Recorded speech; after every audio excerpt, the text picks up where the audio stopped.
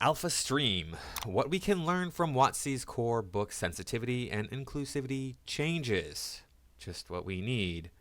More changes to Dungeons and Dragons, especially if they're going to be woke changes. Those are the most important kind. We can't have anything at all that is it can be remotely thought of as insensitive to anybody of any different culture, except for, of course, white people. We can just shit all over them if we want to.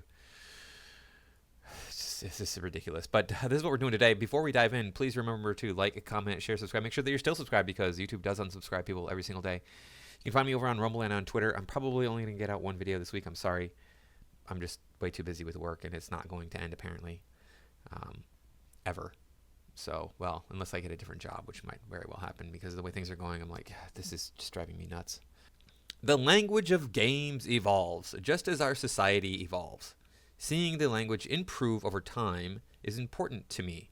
Our hobby has grown tremendously as RPG companies have done a better job of diversity and inclusivity. You mean at diversity and inclusivity? A better job of diversity. Okay, that's ridiculous, whatever. Creating a game that better represents our society and is more welcoming to all kinds of gamers.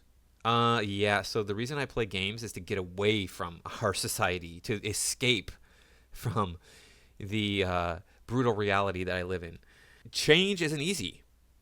Any particular individual won't necessarily agree with every change when they first see it. The point of this blog post isn't to agree on every one of these changes right now. Rather, the point is to share these changes so we learn, grow, and progress.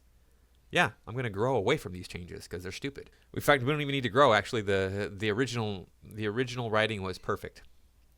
By seeing how the largest company in RPGs approaches these changes, all creators can benefit. As more creators and companies adopt similar approaches, our gaming industry improves.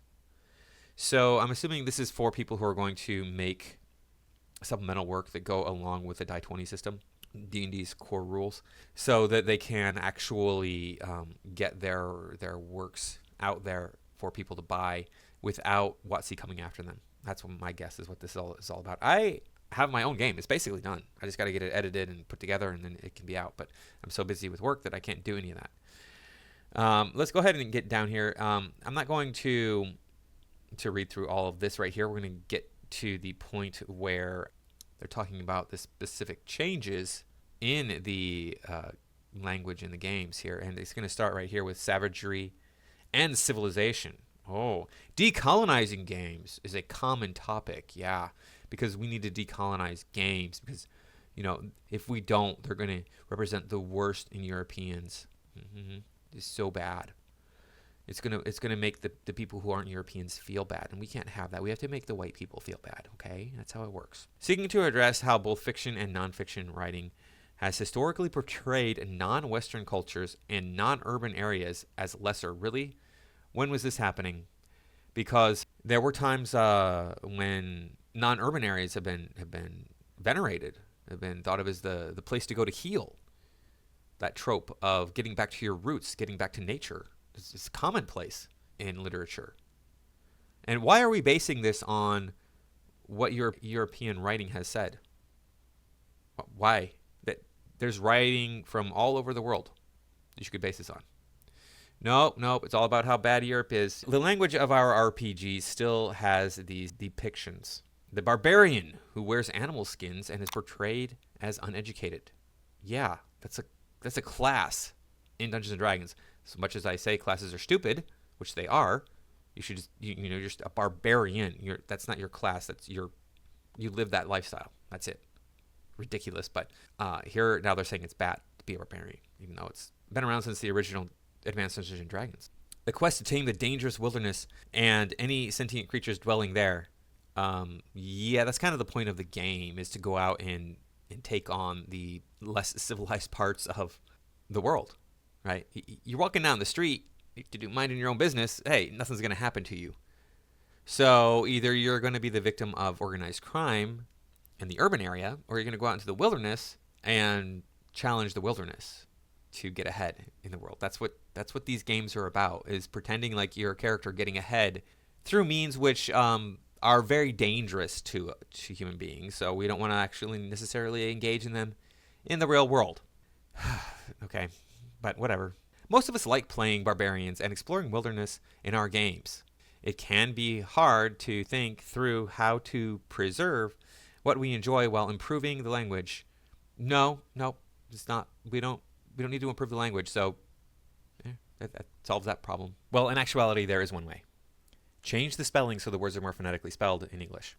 Otherwise, it's fine. WotC updated the 2014 core books in many ways to address how language painted creatures or cultures as savage or uncivilized, and to remove comparisons to civilization as being preferable. Oh, really? Here are some examples of how the topics of civilization, savagery, and barbarians have been addressed. Well, see, civilization, it's preferable in the fact that it's like safe, right?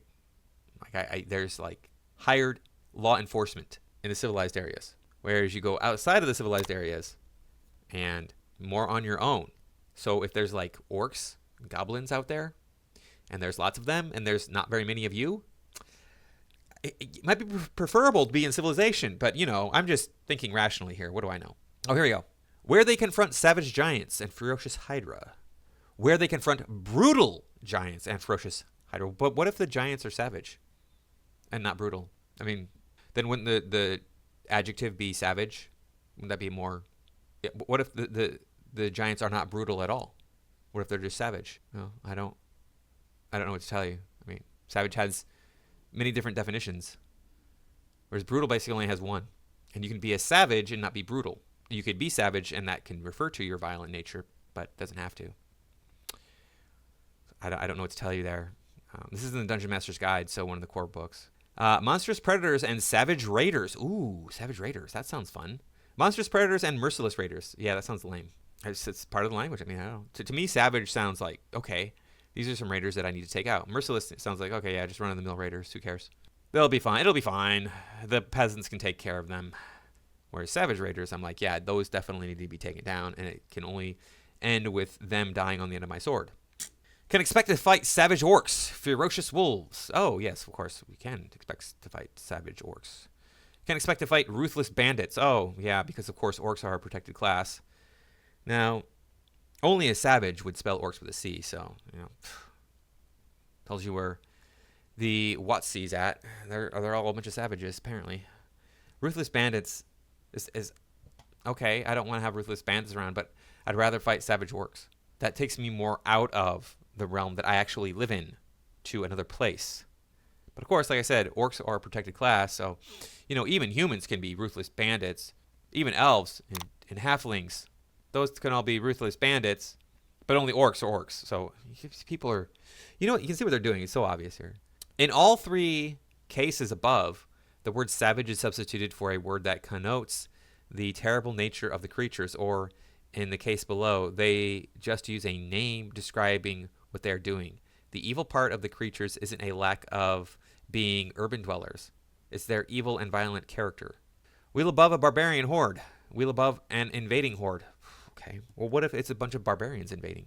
I mean, these people don't even know what the word barbarian means. They don't. It means, as I recall, it means a non-Roman. Right? The barbarians were the non-Romans. Now, it's come to mean, like, you know, these people who live a more primitive lifestyle in the wilderness, more in tune with nature, using more primitive building techniques for tools, etc. So in the game, that's what it refers to. In the literature, the Dungeons and Dragons literature, that's what it refers to. It refers to people who live in tribes, who use more primitive building techniques, less stonemasonry, less steel working. I don't. Why is it a bad thing to refer to like people who live that way as barbarians? It's not. People play barbarians in the game. It's just so stupid. What the hell? Monster Manual. We have others and other civilized folk who might be friends. Oh, the other folk who might be friends or rivals. Well, they're talking about dwarves, and dwarves are highly civilized. So, and creatures that you fight, the goblins, the trolls, the orcs, are not civilized. They do not have civilization. They live in crude tribal systems that are based on violence. He who is strongest survives. And there's nothing wrong with making that differentiation. Of course, I'm not WotC, so what do I know? But yeah, like goblins and orcs they're a protected class now. Sorry, I forgot.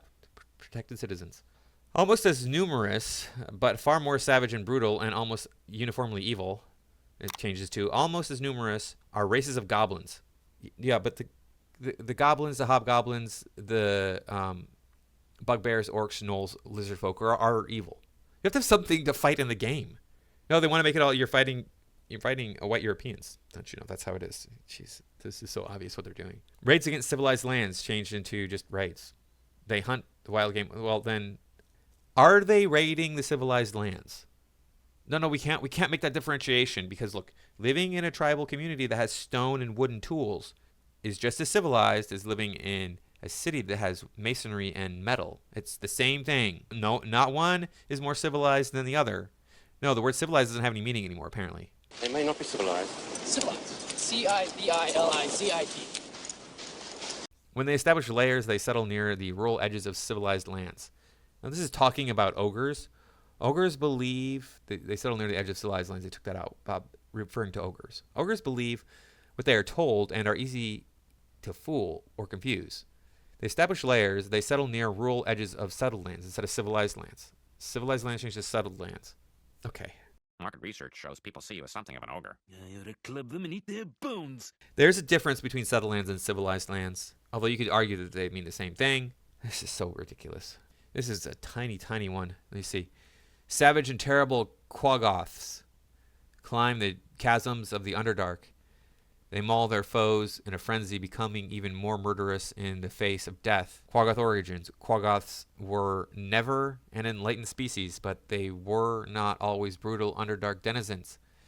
They are today. And it says instead of savage, use the word violent. Oh. And then you take out the whole Quaggoths were never enlightened species, but they were not always the brutal Underdark denizens they are today. Just take that out entirely. Because why give a description of a creature that you want to engage with in the game? That would make sense, you know. Players Handbook. This is the rule book. The Players Handbook is the one. If you want to play the game, you need this one. Heading back to civilization to rest. Heading back to their home base to rest. If my home base is not in a civilized area that is well protected, then how can I get any rest? I mean, maybe it's going to be in a wild area that is not, that is well protected or that is not dangerous. That's possible. Those places exist, but more likely it's going to be in a civilized area if I'm going to have access to a lot of food, water, medical attention, new equipment, stuff like that. Right? I mean, that makes sense. I need to repair my sword. Okay, well, we got to go to the blacksmith. Well, where's the blacksmith? He's in the city. The civilized area of the world. You know, the city. So stupid. Fierce warrior of primitive background. Fierce warrior who can enter a battle rage. Okay. It's of a primitive background. Barbarians come from a more primitive background than the fighter or the paladin. They just do, okay? I don't know what to tell you. They're really going hard on civilized. Civilized is just like their freaking word. They really cannot stand that. Between civilization and the terror of the wilderness. Between the people you protect. Okay, ridiculous. Here you go. From rampaging ogres and hordes of orcs to towering giants gets changed to from rampaging ogres to towering giants. Like I said, orcs are the protected class. They are a race that must be protected because apparently orcs and black people are the same thing, which is just not even true, okay? We have ravages of monsters and humanoid hordes that press in from the wild. Just gets changed to ravages of monsters that press in from the wild. So, and humanoid hordes is taken out because, you know, humans are humanoid, so are elves and dwarves, and the so-called goodly races are humanoid. They can't be hoarded, so they can't aggress against the player characters or the civilized areas of the world. See how convoluted this is? It's going to make things a lot more difficult to deal with. It's stupid. The game is about conflict. It's about violence between peoples. You have a group of people that is inherently the bad guy. There's nothing wrong with that. But this is a long article. I'm not going to read through the whole thing. I want to get down here to the end, though, so you can see there's a lot of stuff. I'll leave a link to this down in the comments. I'll pin a link to this article down there. But I want to get down here to dark, because dark is also apparently problematic. I wonder why. Yeah, because, you know, Europeans are never been called dark. Learned a dark ritual that let them. Learned a vile ritual that let them. What if the ritual's dark? What is a dark ritual? Why can't you describe things as dark if they're evil? Why can't you just describe things as dark if they're, you know, dark for some reason? In some capacity, they're dark. Just describe them as dark. It's fine. It's not going to hurt anything. To explore the dark places. To explore the dangerous places instead. Oh, okay, yeah. Well, what if you're exploring some ruins and the ceiling is broken and there's rays of light coming in, causing dark shadows? So you explore the dark places, the dark areas. No, you gotta write it. The places that are in shadow. Yeah, that's what it is. Ridiculous. This is so stupid. Harbor dark, bloodthirsty thoughts. Harbor bloodthirsty thoughts. Just take dark out. You don't need it. No, dark thoughts are a thing. We understand this. If you use the language correctly, dark thoughts are a thing that human beings do understand in English. No, these are things that should not have changed in the language. The language has changed over the years. I've noticed it in my lifetime. I read older books, and it is interesting to me when I read older books how often they refer to man and men. They just use that word man, he, him, to refer to all humans. That's interesting to me. That's the main difference I've noticed when reading older books. But people use language differently now than they did 20 years ago, than they did 30 years ago, 40 years ago. And I've seen changes across my lifetime on how the language has developed and become different. But these are core beliefs. These are core ways of thinking. They want to change the way you're thinking. This is 1984 stuff. Ridiculous. WotC and Dungeons & Dragons are going to lead the charge on Newspeak here in the English language, North American English language. Before we go, there's actually one more that I noticed that I want to talk about, and that is this here. Slaves. Change the word slaves to thralls. That means the same thing. It's like saying, don't say cut, say slice. Like, it's the same thing. There's a lot of words that mean the same thing in English. We've got to change them because somehow the word slave is offensive. Give me a break. Enjoy your palate cleanser.